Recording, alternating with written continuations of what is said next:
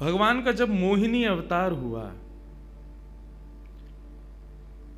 तो मोहिनी अवतार के उस स्वरूप के सौंदर्य पर 33 कोटि देवता न्योछावर हो गए। सबके मन में यह भाव आया, ये जो भी प्रकट हुई हैं ये किसी भी प्रकार से हमको हमारी गृहिणी के रूप में प्राप्त हो जाए। इतने सुंदर ठाकुर जी बनकर के आए। चंद्रमा भी पीछे पीछे चल रहे हैं, शंकर जी भी पीछे पीछे चल रहे हैं, ब्रह्मा जी भी पीछे पीछे दौड़ रहे हैं, वरुण आदि आदि जितने भी देव हैं सब मोहिनी पर ऐसे लट्टू हुए कि एक बार हमको देख भर ले, एक बार केवल हम पर दृष्टिपात कर दे, उसी मात्र से हमारा कल्याण हो जाना है। ऐसा ठाकुर जी का स्वरूप। परंतु उन 33 कोटि देवताओं में एक देव ऐसे हैं जिनका मोहिनी के प्रति ऐसा कोई दुर्भाव नहीं था, और वो देव थे सूर्य। सूर्य ने जब मोहिनी के सौंदर्य को देखा तो उनके मन में भाव आया, इतनी सुंदर, इतनी सुकुमारी, इतनी कोमल, इतनी मधुर। सबको तो लगे हमारी पत्नी बने, लेकिन सूर्य को लगे मेरी बेटी बन जाए, मुझे पुत्री रूप में प्राप्त हो जाए।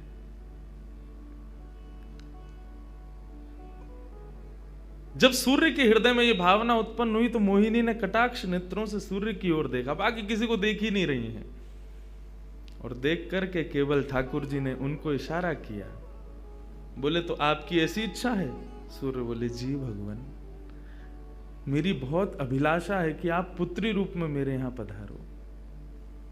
ठाकुर जी बोले इतना साधारण नहीं है हमको प्राप्त करना, पुत्र रूप में प्राप्त करना फिर भी साधारण होगा, लेकिन पुत्री भाव में ये तो असाधारण है, इसके लिए आपको तप करना पड़ेगा। सूर्य बोले मैं आज से ही तप करूंगा, लेकिन आप वचन दो मेरे यहां पधारोगे और इसी रूप में पधारोगे। मोहिनी ने कहा यदि मैं तुम्हारे भजन से प्रसन्न हुई, यदि तुम्हारी भक्ति में, तुम्हारे प्रेम में प्रबलता हुई, मोहिनी 33 कोटि देवताओं को मोहित करती है, लेकिन तुम्हारे भजन के प्रभाव से मैं जब तुम्हारे यहां अवतरित होंगी तो मोहिनी को भी मोहित करने वाला रूप धारण करके आऊंगी। मोहिनी जिसने तीनों लोकों को अपने रूप पर न्योछावर कर दिया, वो मोहिनी भी जिस रूप को देख करके मोहित हो जाए, वो रूप आएगा आपके यहां पर। वही सूर्य वृषभानु जी के रूप में प्रकट हुए, और जब वृषभानु जी के रूप में प्रकट हुए, उससे पहले एक राजा के रूप में भी आए थे, तब भी इन्होंने तपस्या की थी, लेकिन ठाकुर जी नहीं पधारे।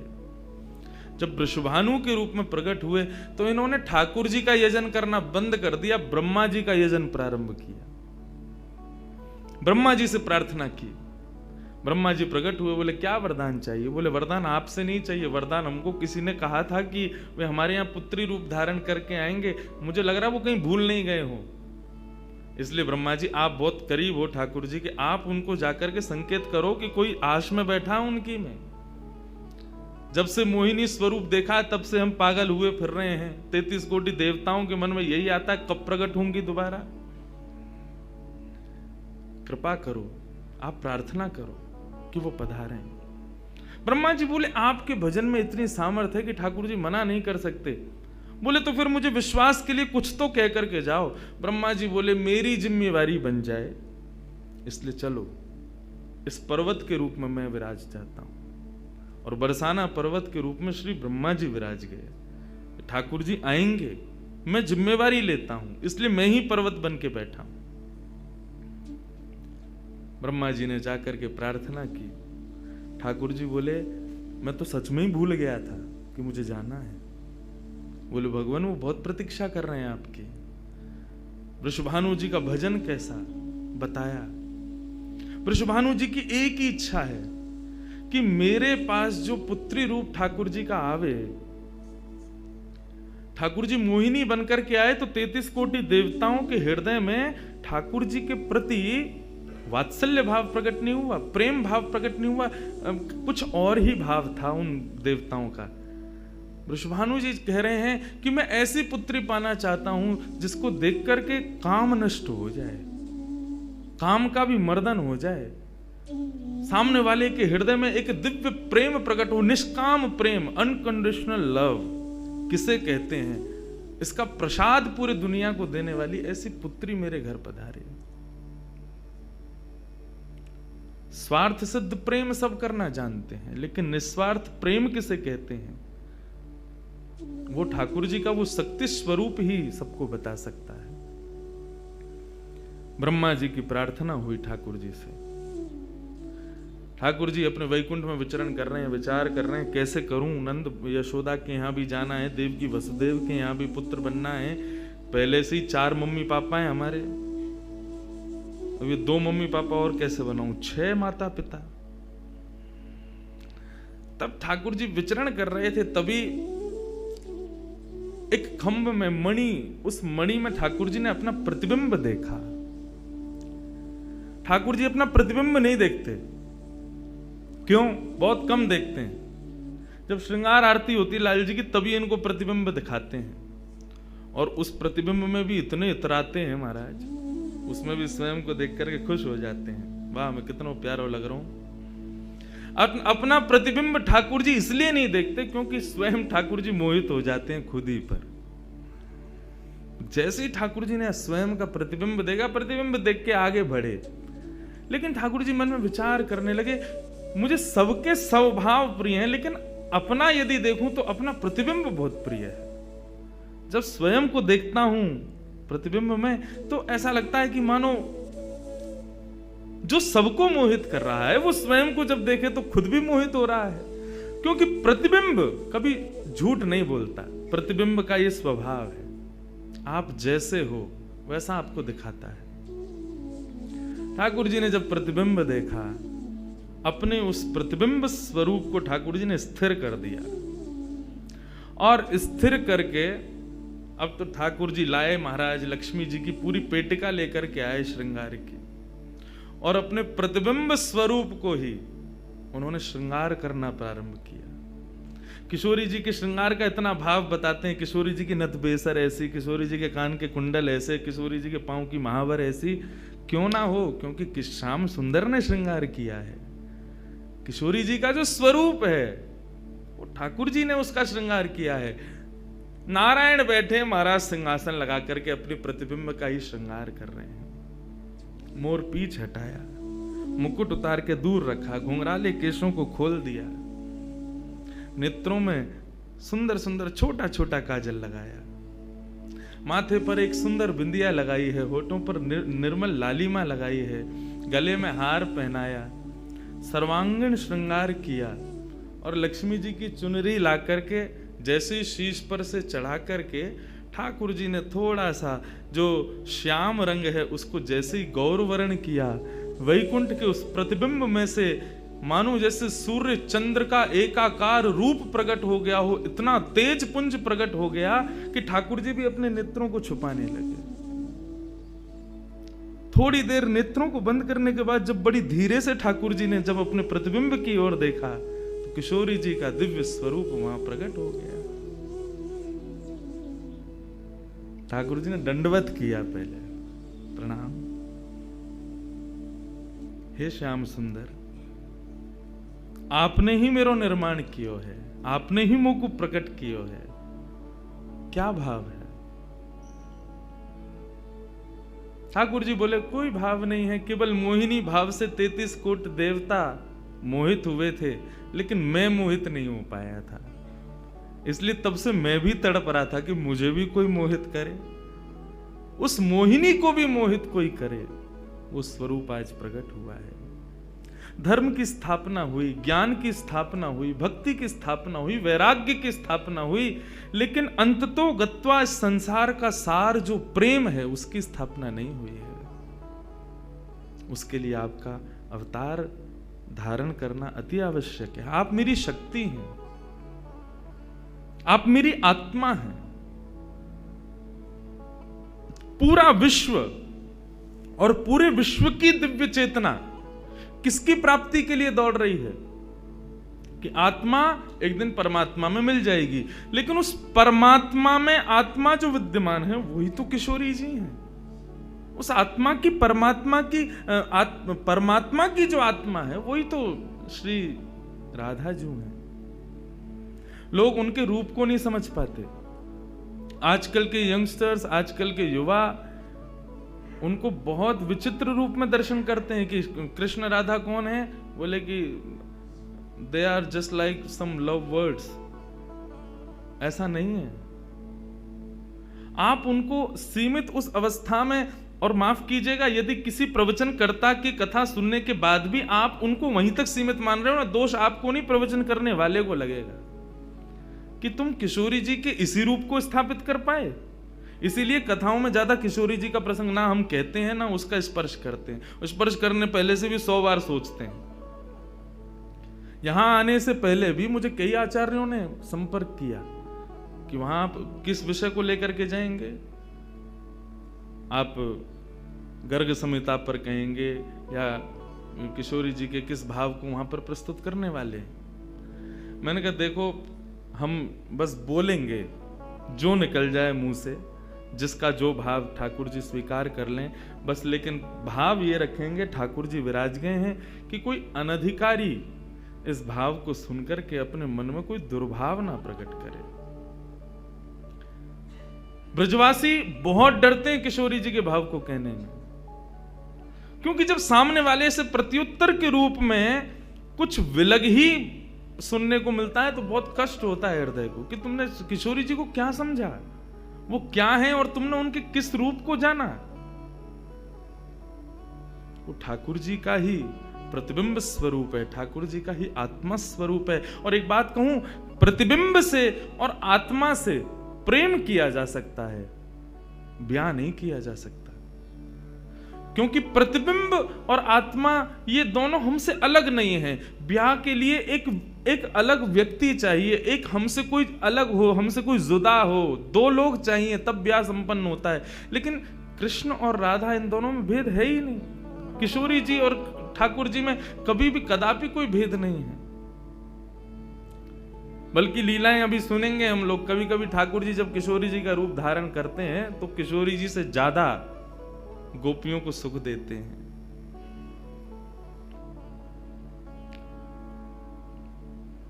ऐसा भाव किशोरी जी से प्रार्थना की ठाकुर जी ने कि आप पधारो और प्रेम की स्थापना के लिए आप भूमंडल पर सूर्य के ही अवतार वृषभानु जी के यहां पर आप अवतरित हो।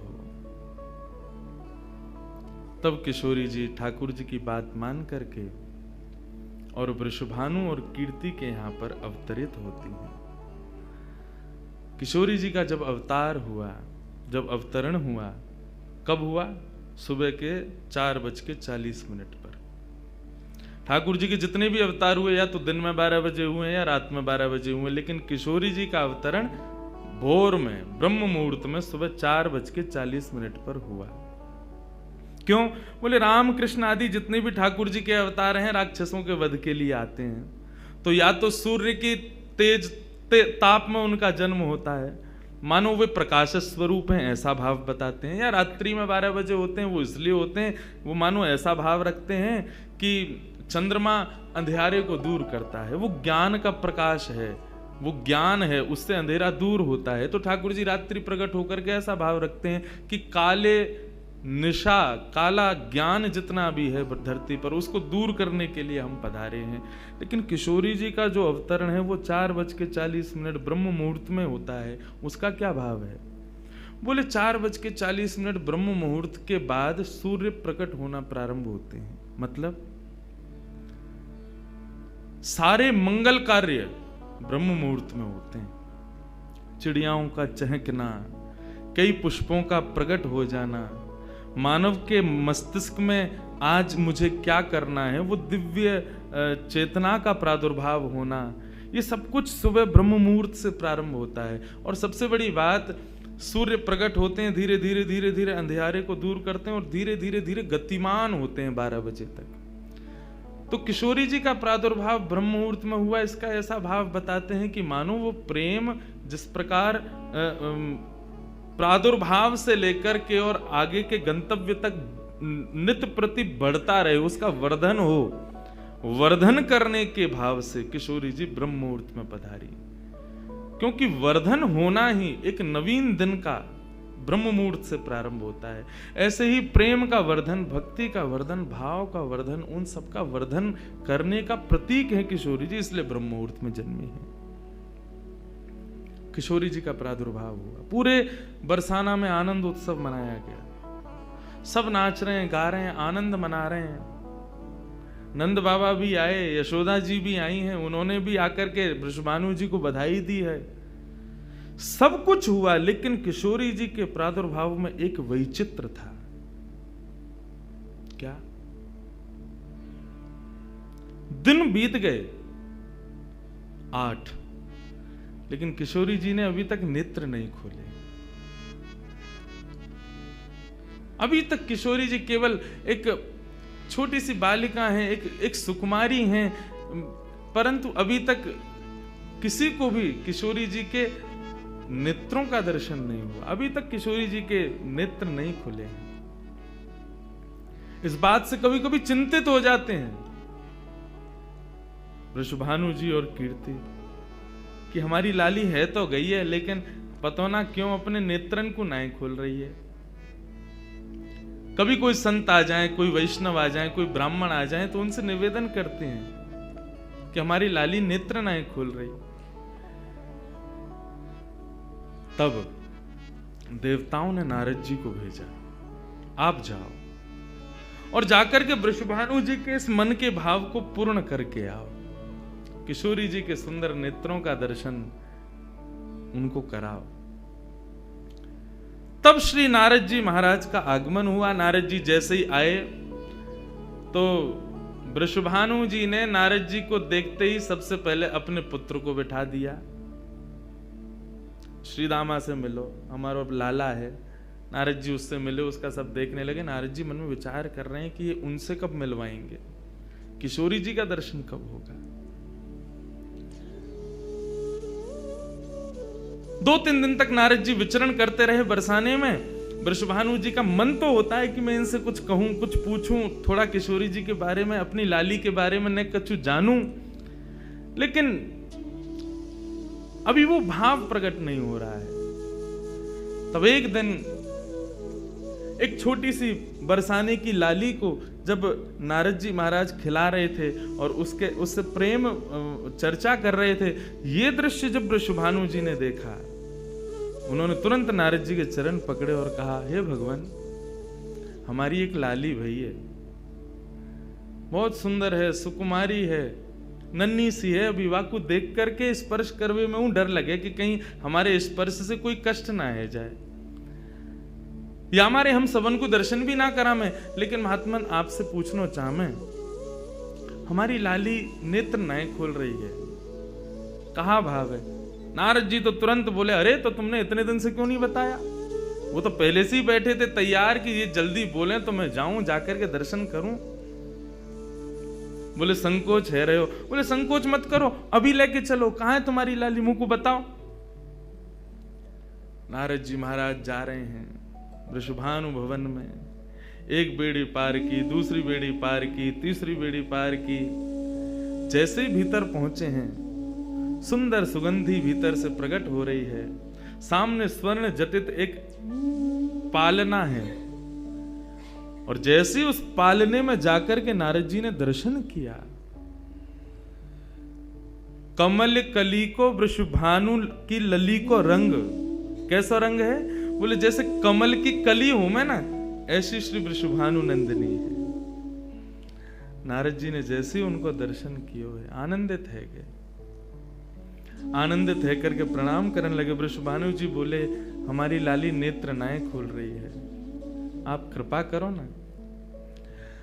नारद जी बोले, एक मंत्र पढ़ना पड़ेगा, कुछ करना पड़ेगा, तंत्र मंत्र करना पड़ेगा, तब आपकी लाली बोलेगी। वृषभानु जी बोले, देख लो, ले संभल के करियो, हमारी लाली बहुत कोमल है, वो ना स्पर्श नहीं करेंगे, दूर बैठ के करेंगे। वृषभानु जी बोले, तो करो। बोले, आपको पहले बाहर जानो पड़े, वो एकांत में करेंगे। कीर्ति वृषभानु जी को देखें, बोले लाली को अकेला तो ना छोड़ेंगे? बोले नहीं बाबा, विश्वास पात्र है, हम कर सके। वृषभानु जी और कीर्ति दोनों जैसे ही बाहर पधारे, नारद जी ने गेट बंद कियो, तुरंत चरणन में प्रणाम कियो और प्रणाम करके सीधे सन्मुख बैठे हैं। हे कृष्ण मनोहारिणी जय वृंदावन प्रिया, जय भ्रू मंगल ललिता, जय वेणु रवाकुल, जय कृष्ण मनोहारिणी जय वृंदावन प्रिया, जय भ्रू मंगल ललिता, जय वेणु रवाकुल। जैसे ही नारद जी के मुख से ये शब्द प्रकट हुआ, जय कृष्ण मनोहारिणी, ये कृष्ण मनोहारिणी शब्द जैसे ही नन्ही सी श्री किशोरी जी के कान में कृष्ण शब्द गयो, कृष्ण शब्द जाते ही नन्ही सी किशोरी जी के नेत्र अपने आप धीरे धीरे धीरे धीरे खुलन लगे, मुख पर एक प्रसन्नता सी प्रकट है गई। नन्ही सी किशोरी अभी करवट लेनो भी नहीं जाने, लेकिन जैसे ही बार बार ये श्लोक का गान नारद जी के द्वारा हो रहा है, जय कृष्ण मनोहारिणी जय वृंदावन प्रिय, इसको सुनकर के किशोरी जी जो अभी करवट लेनो भी ना जाने, वो अपने पालना को पकड़ करके अपने पालना से उछक करके वहीं से झांक करके श्री नारद जी को देख रही हैं। और नारद जी ने जैसे किशोरी जी के रूप को देखो है, सुंदर मृगनयनी किशोरी जी आज नारद जी को देख रही हैं। मुख में अभी दांत ना है, बिना दांतन के किशोरी जी के मुखमंडल की प्रसन्नता देख करके नारद जी आनंद विभोर हो गए। नारद जी बोले, आपको ये कीर्तन भायो, आपको ये कीर्तन प्रिय लगो? किशोरी जी के मुख से केवल किलकारी निकल रही है। नारद जी ने उठाई अपनी वीणा करताल और जय कृष्ण मनोहारिणी जय वृंदावन प्रिय, और इसी का कीर्तन करते हुए वहां नाचने लगे, नृत्य करने लगे, चारों ओर घूम रहे हैं। बीच में पालने में श्री किशोरी जी बैठ करके और करताल बजा रही हैं और करताल बजा करके आनंदित हो रही हैं। वृषभानु जी बाहर खड़े, बोले कि भीतर तो कीर्तन चल रहा है, करताल की आवाज आ रही है, वीणा बज रही है। तभी उनने कान लगा करके सुनो तो नारद जी गा रहे, जय कृष्ण मनोहारिणी जय वृंदावन प्रिय, जय भ्रू मंगल ललिता, जय वेणु रवाकुल। वृषभानु जी ने ये स्वर सुन लिया, लेकिन जैसे ही थोड़े से गए हैं और खिड़की में जाकर के भीतर झांक करके देखा, अद्भुत दृश्य। नन्ही सी किशोरी, ज्यादा से ज्यादा 8 दिन की होंगी, 10 दिन की होंगी, अपने पालना में पहुंच करके स्वयं को झुला रही हैं, करताल बजा रही हैं। चारों तरफ नारद जी वीणा बजा करके, करताल बजा करके आनंद से किशोरी जी को मुखोल्लास कर रहे हैं। ये दृश्य देख करके श्री वृषभानु जी को एक बार तो मूर्छा आ गई, मैं वास्तव में 8 दिन की बालिका को देख रहा हूं।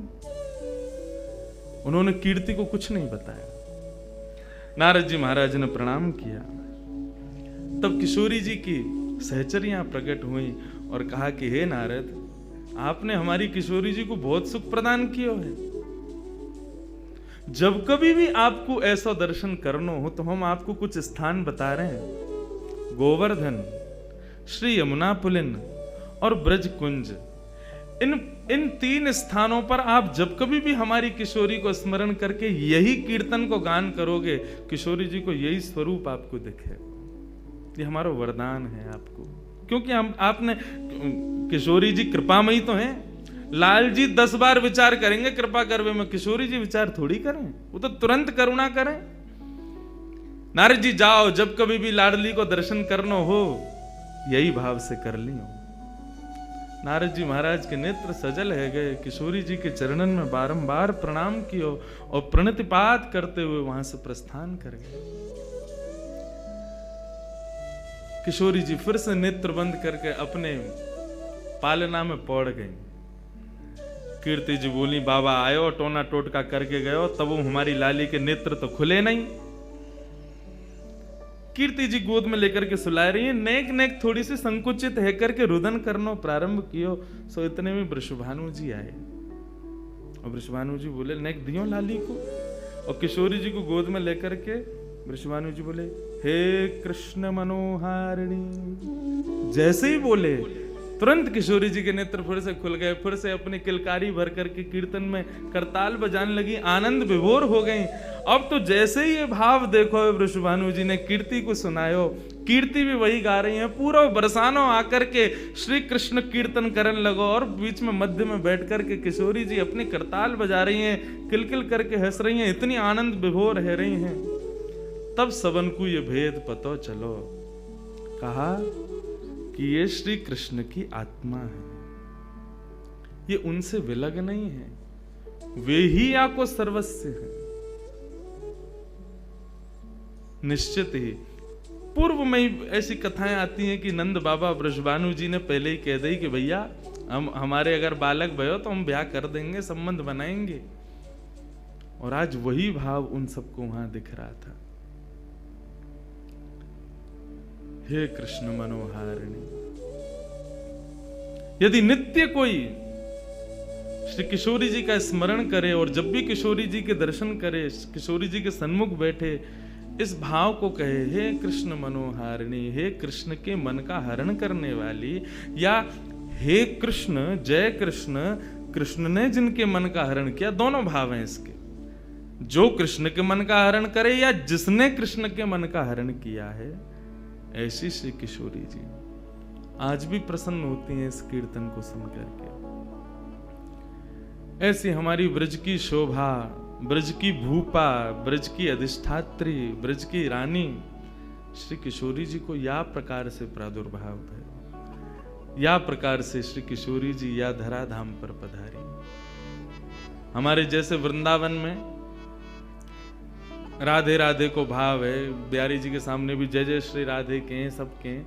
ऐसी जब भी किशोरी जी के सामने जाओ तो कृष्ण नाम को उच्चारण करो। अपोजिट अपोजिट चलें सब जगह। राम जी के सामने जाओ हनुमान जी के भाव को, हनुमान जी के सामने जाओ राम जी को कीर्तन करो, कन्हैया के सामने जाओ किशोरी जी को कीर्तन करो, किशोरी जी के सामने जाओ श्री ठाकुर जी को कीर्तन करो। हनुमान जी को ही हनुमान चालीसा सुनाओगे तो हनुमान जी प्रसन्न नहीं होंगे, राम जी को सुनाओ। और राम जी के सन्मुख जब हनुमान जी के सन्मुख जब जाओ तब राम जी को कीर्तन करो। ऐसे ही जब ठाकुर जी के सन्मुख जाओ तब किशोरी जी को भाव रखो, और किशोरी जी के सन्मुख जाओ तब ठाकुर जी को प्रेम भाव रखो।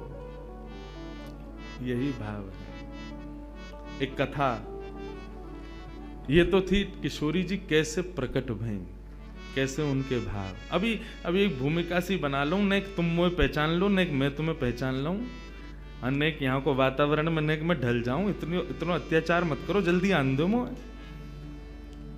किशोरी जी को प्रादुर्भाव एक बाह्य एक स्ट्रक्चर बना लूं, फिर घुसेंगे भीतर रस में। अभी चीनी डरी है ना, एक बार चाशनी बनन दो। अब सबरे ऐसे मुंह को टकटकी लगा के देख रहे, अभी गुल्ला में हमें रस में डाल दो।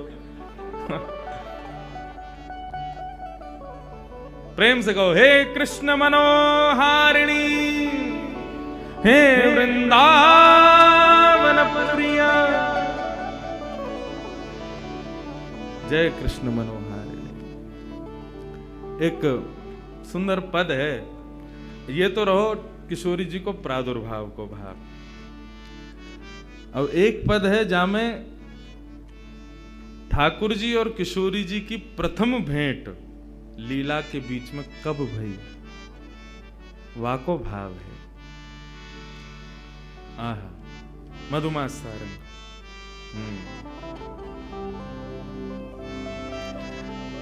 श्री सूरदास जी महाराज वर्णन कर रहे हैं किशोरी जी और ठाकुर जी को प्रथम मिलन कैसे भयो। ठाकुर जी खेलवे के काजे निकले हैं अपने घर से, अपने भवन से, और यहां किशोरी जी भी आज भ्रमण करती करती आ गई हैं श्री वृंदावन यमुना पुलिन पर। वहीं दोनों को मिलन है वे वारो श्री सूरदास जी वर्णन कर रहे हैं। किशोरी जी के प्रादुर्भाव को भाव सुनो, अब प्रथम मिलन को भाव सुनो, फिर के बाद एक भाव और सुनेंगे। ठाकुर जी और किशोरी जी को प्रथम मिलन कैसे भयो। सूरदास जी को पद है, सब मेरे पीछे पीछे गई हूं। खेलत हरि निकसे ब्रज खोरी, खेलत हरि निकसे ब्रज खोरी, खेलत हरि निकले ब्रज खोरी, खेलत हरि निकसे ब्रज खोरी, खेलत हरि निकसे ब्रज खोरी, खेलत हरि निकसे ब्रज खोरी। देखो मेरे साथ तो देनो पड़ेगा, आप पीछे पीछे गानो पड़ेगा। भले ही राग में मत गाओ लेकिन अनुराग में गाओ, क्योंकि जब आप सब एक साथ एक नाद ब्रह्म को प्रकट करोगे तो निश्चित ही यहाँ पर फिर ये सब दृश्य नहीं दिखेगा। सच में ऐसा लगेगा ठाकुर जी जा रहे हैं खेलवे के काजे। ये अष्ट सखाओं के पद, ब्रज के भक्तन के पद, ये साधारण नहीं है। इनमें आज भी सामर्थ्य किशोरी जी को आपके सामने प्रकट करने की, ठाकुर जी को आपके सामने नृत्य करावे की, लेकिन अनुराग से गाओ, भाव से गाओ। खेलत हरि निकसे ब्रज खोरी, खेलत हरि निकसे ब्रज खोरी, कटि कछनी पीतांबर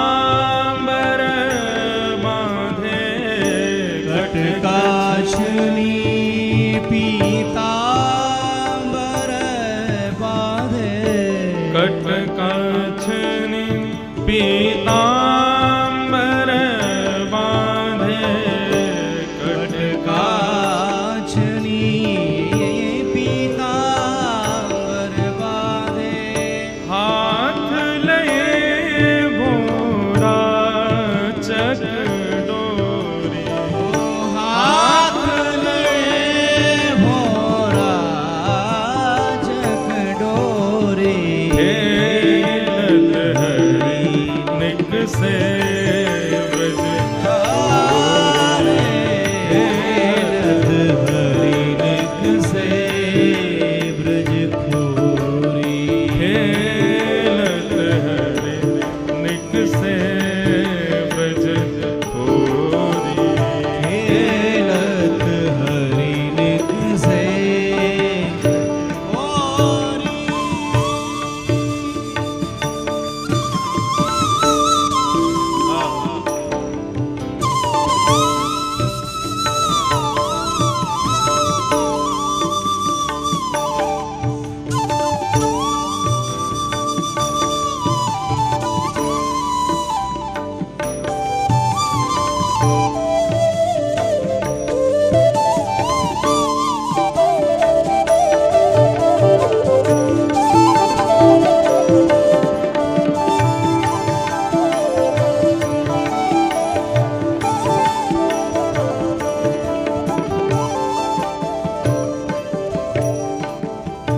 गए श्याम रवि तनया के तट, गए श्याम रवि तनिया के तट।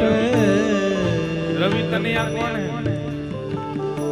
रवि यानी सूर्य, उनकी पुत्री कौन? यमुना जी। कहाँ जा रहे हैं ठाकुर जी? यमुना के तट पर जा रहे हैं। कैसे जा रहे हैं? गए श्याम रवि तनया के तट, गए श्याम रवि तनिया के तट। लसती चंदन की खोरी हो, लसत चंदन की खोरी, अंग लसत चंदन की खोरी,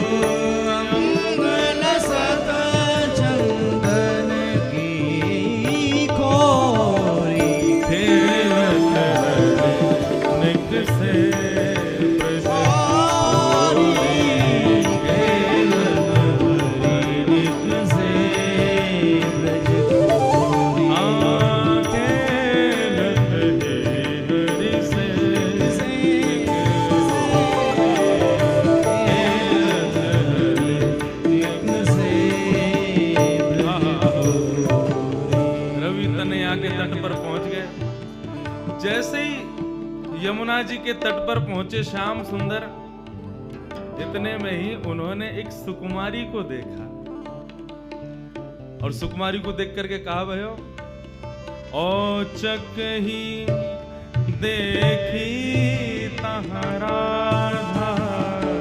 औचक ही देखी तहरा।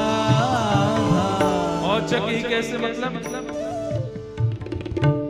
ऐसे देख रहा हूं, ये कौन है? दूर से नन्हे से कन्हैया, नन्ही सी किशोरी जी। औचक ही देखी तहाँ श्याम, औचक ही देखी कैसी है? श्यामा। नयन विशाल चंदन की रोरी, नयन विशाल चंदन की और नील बसन फरिया कट पहरे, नील बसन फरिया कट पहरे। गौरांगी किशोरी जी ने कैसे वस्त्र पहने हैं?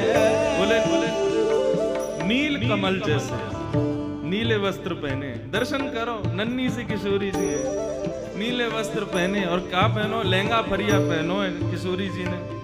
और बैनी पीठ रुलत झकझोरी, बैनी पीठ रुलत झकझोरी।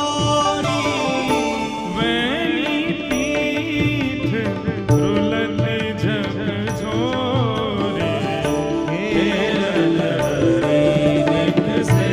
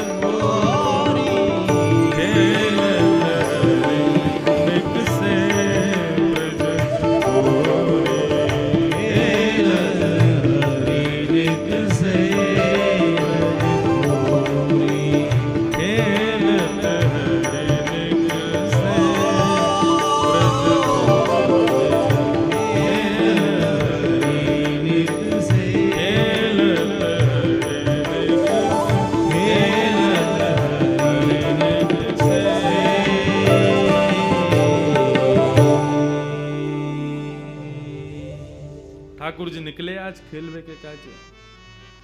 और कैसे जा रहे हैं?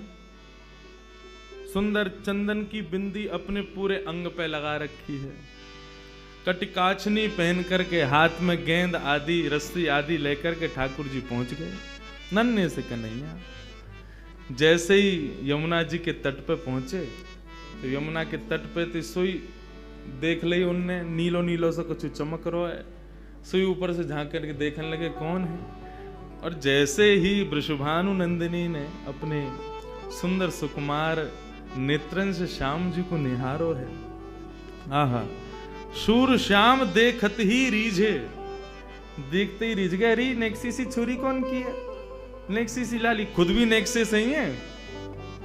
कई बार छोटे छोटे बच्चों से पूछो, उसके सामने दूसरा छोटा बच्चा उससे 6-7 महीने छोटा, उससे पूछो ये कौन है, छोटा बेबी है। वो खुद भी छोटा बेबी है लेकिन वो दूसरे को भी छोटा बेबी बोलता है।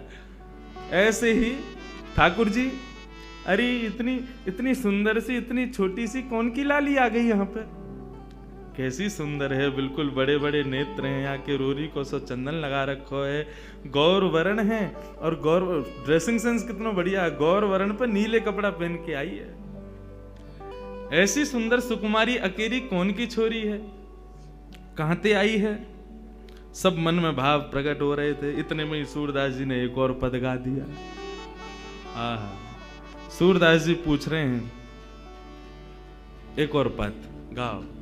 बूझत श्याम कौन तू गोरी, बूझत श्याम कौन तू गोरी, बूझत श्याम कौन तू गोरी, बूझत श्याम कौन तू गोरी, बूझत श्याम कौन तू गोरी। बूझत श्याम कौन देखो, तू हम गोरी। भागवत कथा के अभ्यासी वक्ता है ना, वहां इतने पद गा नहीं सकते। वहां तो एक आध पद गा दे दिल में तो बहुत बड़ी बात है, लेकिन 4 दिन मुझको खुली छूट मिली है, एक के बाद एक पद ही चलेंगे। क्योंकि देखो, किशोरी जी को जानना हो, श्याम सुंदर की ब्रज की लीला में प्रवेश तो इनसे ही मिलेगो, इनके बिना नहीं मिलेगो। जैसे भागवत की कथा में श्लोक बहुत जरूरी हैं, ऐसी किशोरी जी के भाव में तो पद की विशेषता ज्यादा है। इन पदन को श्लोक से कम मत समझियो और चित्रण बनाओ अपने हृदय में। बूझत श्याम कौन तू गोरी, बूझत श्याम कौन तू गोरी। कहाँ रहती काकी है बेटी, कहाँ रहत काकी है बेटी, देखी नहीं कहूँ ब्रज में खोरी, देखी नहीं कहूँ ब्रज खोरी, देखी नहीं कहूँ ब्रज खोरी, देखी नहीं कहूँ ब्रज खोरी। बूझत श्याम कौन तू गोरी। बूझत श्याम कौन तू गोरी। तुम्हारो घर कहाँ है, कौन की लाली हो तुम छोटी सी, तुम्हारे बाबा कौन है, कहाँ तुम्हारो घर है। मैंने कभी तुमको पहले तो देखो ना या ब्रजमंडल में, कहाँ ते आई हो, न एक अपना परिचय तो दो। किशोरी जी बोली, हम अपना परिचय दें। बोले हाँ। बोले देखो, ब्रज में आवे को हमारा कोई काम ना है, हम तो यहाँ कभी आवे ना है, हम तो अपनी वृषभानु जी को हमारो घर है, वही में बहुत जगह वहीं खेलने, हम तो कभी आमे ना है, और हमें तो डर और लगे यहाँ आवे में। ठाकुर जी बोले क्यों, डर क्यों लगे। बोले हमने सुनो एक चोर यहाँ रहे, उस सबन के चित्तन ने चुरा ले वे, माखन ने चुरा ले वे, जन कहा का चुरा तो हो गए। या हमारे बरसाने में तो साफ कह रखी है कि भाई कोई भी वहां मत जाइयो वृंदावन की ओर, क्यों वहां चोर है, चोरी कर ले। किशोरी जी कह रही हैं, काहे को हम ब्रज तन आवत, काहे को हम ब्रज तन आवत, खेलत रही अपनी पोरी, खेलत रहित अपनी पोरी।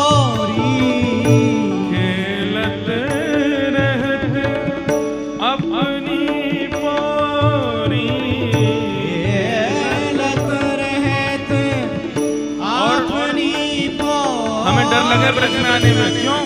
क्यों डर लगा?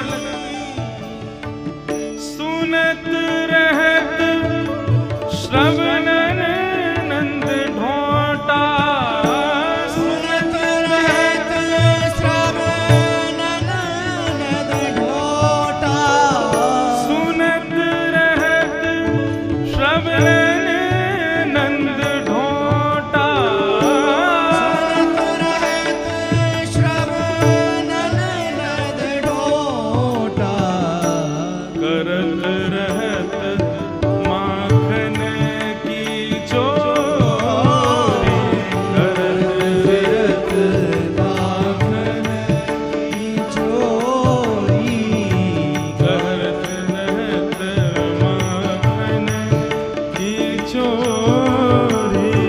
करत फिरत माखन की चोरी। हमने सुनो एक चोर रहे यहाँ पे, वहां के डर के मारे कोई ना आवे। हमारे बाबा नु मना करिए, हमारी मैया नु मना करिए, मां मत जइयो, एक चोर रहे। और मुझे तो लगो तुम ही वो चोर हो। जाए साहब के तुम्हारे नैन मटक रहे हैं ना, जाए साहब की तुम्हारी बातें तो यूं लग रहा है कि वो नंद को धोटा तुम ही तो ना हो कहीं। ठाकुर जी बोले ना ना ना, ये सब कहा तुम तो कोई इतने गलत कह दी है। लोगन को काम ही है, कोई अच्छो करवे जावे वाके पीछे पड़ जावे। और तुम बताओ, मैंने तुम्हारो कछु चुरायो? देख लो पहले ही, कछु ना चुराया ना तो फिर लोगन की बातन में क्यों आ रही हो? हमने तुम्हारो कछु नहीं चुराया तो फिर हमें चोर मत समझो। तुमरो कहा चोरी हमले हो, तुमरो कहा चोरी हमले हो, खेलन चलो संग मिली जोरी, खेलन चलो संग मिल जोड़ी, बूझत शाम को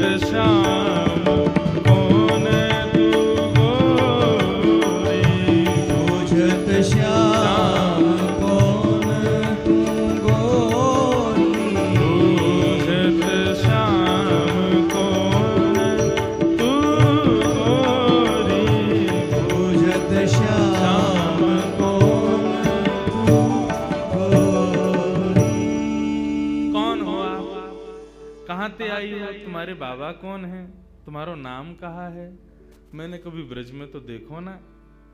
किशोरी जी बोली हम ब्रज में आके करेंगे भी कहा, हमारे बाबा ने इतना बड़ो भवन बना रखो, हम तो वहीं खेलें। वो तो आज हम खेलते खेलते आ गए और ब्रज में आवे में तो हमें डर लगे, यहाँ तो एक चोर रहे, हमारी मैया बाबा बता में उस सबन की चोरी कर ले, हमारे हम डर के मारे आमे ही ना है। ठाकुर जी बोले मैंने कहा चुरा लियो तुम्हारो। किशोरी जी बोली मोह को लगे तुम ही वो चोर हो।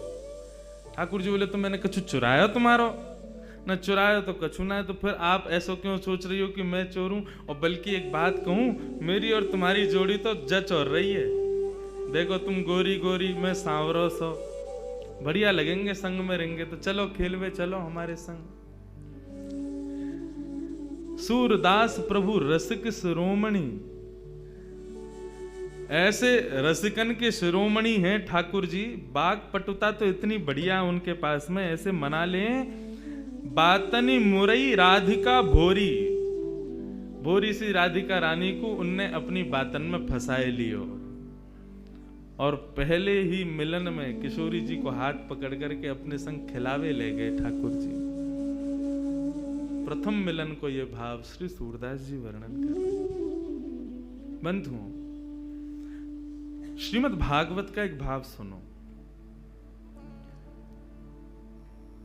वैसे तो यहां पे सब श्री राधा दास ही बैठे हैं, लेकिन जिनको कृष्ण विरह व्याप्त है उनके लिए श्रीमद् भागवत में एक सूत्र बताया कि तुम्हारी भक्ति कभी इतनी प्रबल हो जाए, इतनी श्रेष्ठ हो जाए कि तुमको कृष्ण विरह होने लग जाए, ठाकुर जी के विरह में नेत्रों से आंसू ना रुकें, ऐसी स्थिति यदि तुम्हारी हो जाए तो उस समय तुमको क्या करना चाहिए। ठाकुर जी तो बड़े नटखटे, सामने प्रकट होंगे ना। तो ये कथा भागवत में ऐसी बताई गई कि जब ठाकुर जी अपनी लीला संवरण करके गए, तब भगवान 16,100 पटरानियों को द्वारिका में छोड़ गए, 8 पत्नियों को अपने संग ले गए।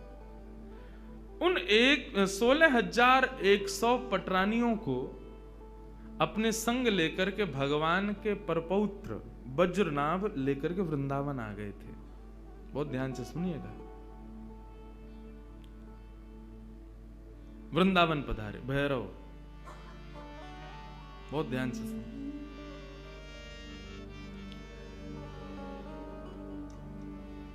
आज ये थोड़ा सा मिजाज बनाने के लिए बीच बीच में चलता रहेगा, कभी भैरव, कभी भीम पलासी, कभी ये कभी वो। किशोरी जी संगीत की अधिष्ठात्री, कल रात की चर्चा में यही आया।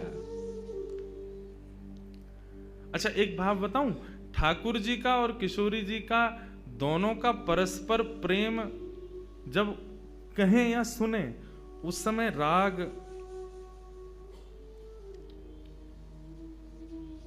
पीलू यदि सुना जाए, ठाकुर जी के परस्पर प्रेम का भाव प्रकट होता है पीलू राग में। कल के विषय में उसको रखेंगे, आप देखिएगा। ठाकुर जी का जब परस्पर प्रेम किशोरी जी के संग होता है, उस समय मानो ऐसा लगता है कि वेणु राव कोई और नहीं, श्याम सुंदरी कर रहे हैं। अन्यत्र कोई भी वाद्य बज रहा है तो ऐसा लगेगा मानो साक्षात किशोरी जी बजा रही हैं। ये मेरा अनुभव है व्यासपीठ का।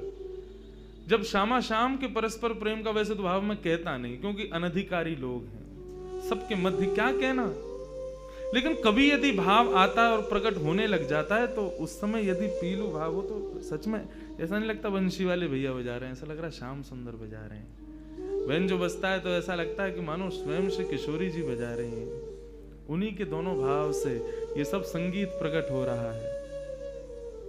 तो ये संगीत तो माध्यम है, इसी से ही दोनों का परस्पर प्रेम प्रकट हो। बहुत ध्यान से सुनना। तो वज्रनाभ जब भगवान की 16,100 पटरानियों को लेकर के वृंदावन आए,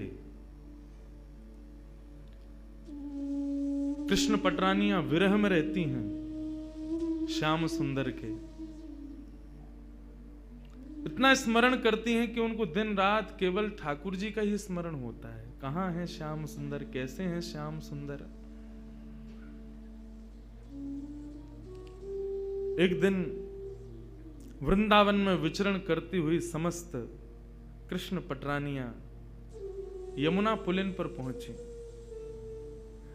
और बहती हुई कलकल निनाद करती हुई उस यमुना का जब दर्शन करती हैं, तब यमुना जी से कहती हैं, हे यमुना, हम कृष्ण पटरानियां हैं, हमको इतना विरह व्याप्त है, हमको इतना कष्ट हो रहा है,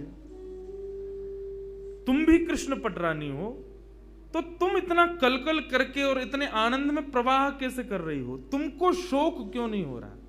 तुमको कष्ट क्यों नहीं हो रहा? क्या तुमको कृष्ण स्मृति नहीं होती? कृष्ण विरह तुमको नहीं होता? तब यमुना जी प्रकट हो गई और यमुना जी प्रकट होकर के उन समस्त कृष्ण पटरानियों से कहती हैं, क्या बात है, क्या कहना चाहती हो? बोले, हम बस ये कहना चाहती हैं, ये जो कृष्ण विरह है, ये प्रत्येक दिन हमें होकर के मानो ऐसा लगता है हमारे प्राण निकल जाएं, लेकिन प्राण निकल भी नहीं पाते हैं। हमारी स्थिति अवर्णनीय है, हम उसका वर्णन नहीं कर सकते।